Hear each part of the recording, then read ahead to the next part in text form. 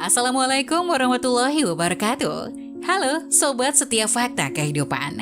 Tidak lupa kami sampaikan salam sehat, salam sejahtera, semoga tercurah segala bentuk kebaikan dan juga kita semua dalam lindungannya. Seperti biasa, kita akan berbagi kisah dari yang unik, menarik, sampai bikin nangis. Mari kita simak kisahnya.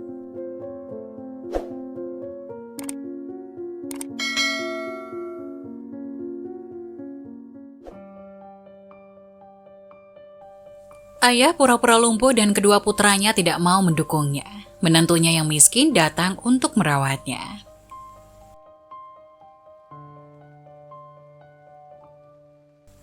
Paman Damas adalah orang yang bekerja keras. Pada masa itu, istri Paman Damas melahirkan 2 putra dan seorang putri. Karena kehidupan yang sulit, istri Paman Damas melarikan diri bersama pria lain. Sejak itu, Paman Damas membesarkan 3 anaknya sendirian.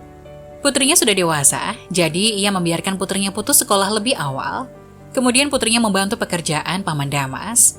Dengan bantuan putrinya, Paman Damas bisa menyekolahkan kedua putranya. Setelah lulus dari kuliah, kedua putranya mendapatkan pekerjaan di kota dan menetap di kota. Kedua putranya juga sudah menikah. Karena putrinya telah bekerja untuk membantu adik-adik laki-lakinya belajar, dia terlambat menikah dan akhirnya hanya menikah dengan seorang pria miskin dari desa tetangga. Melihat putra dan putrinya semuanya sudah menikah, ia merasa lega. Paman Damas juga semakin tua. Agar tidak mengganggu anak-anaknya, dia tinggal sendirian di rumah lamanya di pedesaan. Ia mandiri dan tidak meminta bantuan pada anak-anaknya. Anak-anaknya akan pula mengunjunginya selama tahun baru Imlek dan Paman Damas juga merasa sangat bangga. Tetapi seiring berjalannya waktu, ia semakin tua, tidak bisa melakukan banyak hal sendiri dan dia merasa semakin kesepian. Meskipun putri dan menantunya sering datang mengunjunginya, putra-putranya jarang bertemu selama setahun. Paman Damas sangat merindukan mereka. Paman Damas ingin tinggal bersama putra-putranya, tapi dia adalah orang tua yang tidak punya banyak uang. Dia tidak ingin membebani putranya, jadi meskipun Paman Damas merindukan putranya, dia tidak akan pernah mengatakannya. Saat itu Paman Damas berangan-angan bahwa jika dia punya uang beberapa ratus juta, dia dapat menggunakan uang itu untuk tinggal bersama putra-putranya. Secara tak terduga, angan-angannya menjadi kenyataan. Sebulan kemudian, rumah Paman Damas dihancurkan karena terkena proyek pembangunan jalan desa. Paman Damas mendapatkan kompensasi rumahnya 911 juta rupiah. Ia benar-benar merasa seperti mimpi.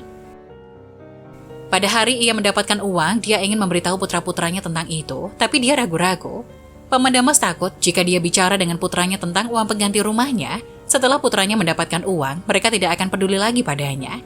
Kemudian Paman Damas membuat rencana lain. Beberapa hari kemudian tersiar kabar bahwa Paman Damas lumpuh di tempat tidur. Ia menghubungi kedua putranya dan ingin mereka datang menjenguk.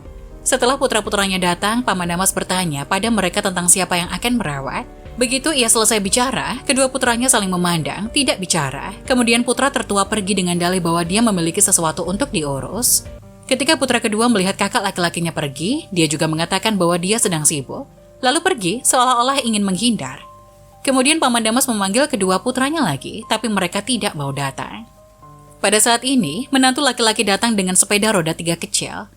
Melihat Paman Damas yang sedih berbaring di tempat tidur, dia menghibur Paman Damas dan berkata, "Ayah, jangan sedih, saudara ipar tidak menjagamu. Aku akan menjagamu. Lili, putri Paman Damas, meminta aku untuk datang menjemputmu. Ayah bisa tinggal di rumah kita di masa depan. Lili dan aku akan merawat ayah. Meskipun keluargaku miskin, selama aku punya makanan untuk dimakan, aku tidak akan membuat ayah kelaparan." Setelah berbicara, menantu laki-lakinya mengangkat Paman Damas dan menempatkannya di atas sepeda roda 3-nya. Paman Damas duduk diam, hatinya tergerak dan sekaligus merasa bersalah. Selama bertahun-tahun, Paman Damas memandang rendah putri dan menantunya. Tapi dia tidak menyangka mereka menjadi yang paling berbakti pada akhirnya.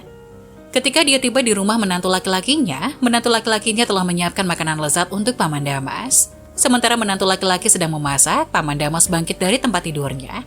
Ia berjalan ke menantu laki-laki itu dan berkata kepadanya dengan air mata berlinang, "Menantu laki-lakiku, ayah minta maaf padamu dan Lili. Ayah tidak lumpuh, ayah hanya ingin menguji kalian.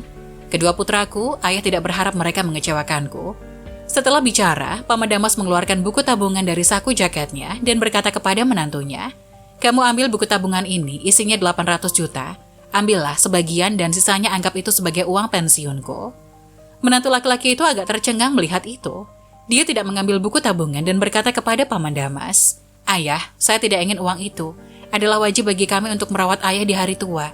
Kami akan hidup dengan kehidupan yang baik di masa depan." Mendengar ini, Paman Damas memeluk menantunya dengan erat. Air matanya mengalir.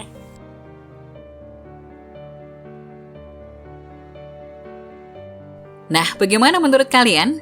Jangan lupa tulis pendapat kalian di kolom komentar ya. Wassalamualaikum warahmatullahi wabarakatuh.